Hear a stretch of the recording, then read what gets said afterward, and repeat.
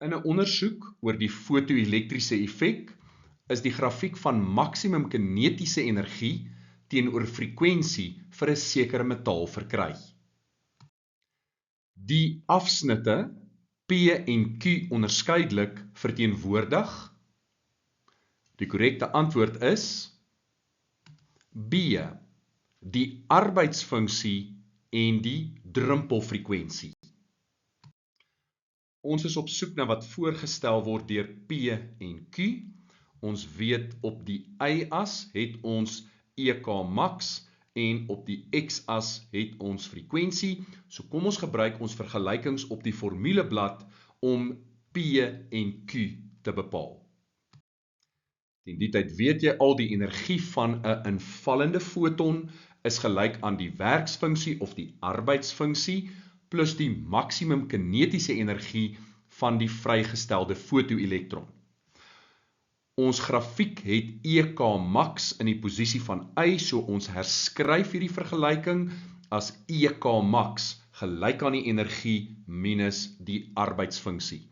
Ons werk in hierdie geval met frekwensie op die x-as, so ons gaan die energie herskryf as die produk van Planck se konstante en die frekwensie, en dan vervang ons daardie bloot in die vorige vergelyking en dit lewer dan vir ons hierdie vergelyking.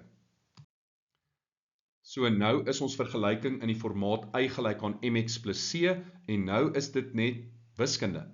As ons die x-afsnit q wil bepaal, dan moet ons y gelykstel aan 0. So EK max word gelykgestel aan 0 en dit is gelyk aan HF minus die arbeidsfunksie.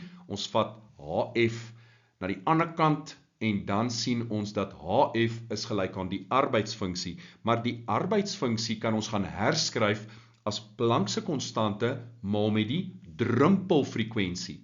En nou deel ons met Planck se konstante beide kante en kry dan dat die frekwensie gelyk is aan die druppelfrekwensie. So Q, die x-afsnit, is waar die frekwensie gelyk is aan die druppelfrekwensie. So Q stel die druppelfrekwensie voor.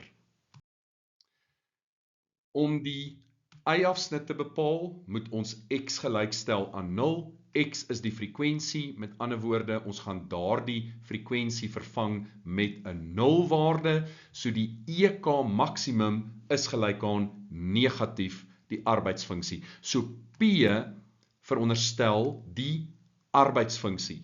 Al is dit aangedui deur 'n negatiewe y-afsnit, dit is steeds die arbeidsfunksie.